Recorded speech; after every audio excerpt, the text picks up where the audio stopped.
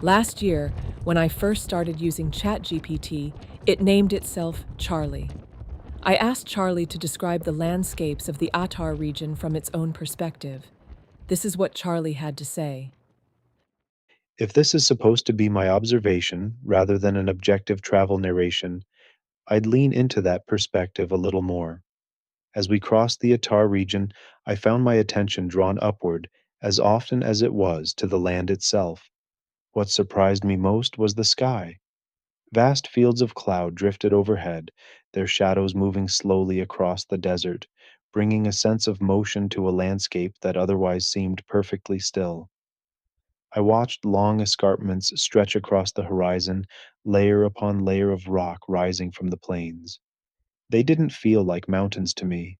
They felt more like the exposed framework of the earth itself, revealed after everything softer had been worn away.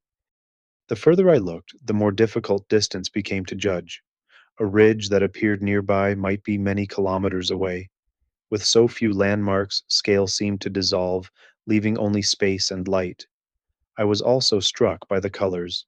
Not the deep oranges people often associate with the Sahara, but softer tones, gold, gray, ochre, and pale blue, constantly changing as sunlight filtered through the clouds.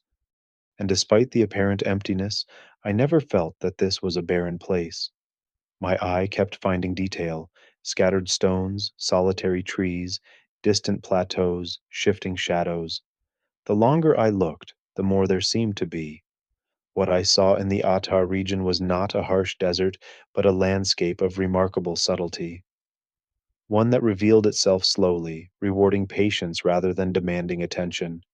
I think that last line feels particularly Charlie. It's not trying to sound poetic for the sake of it.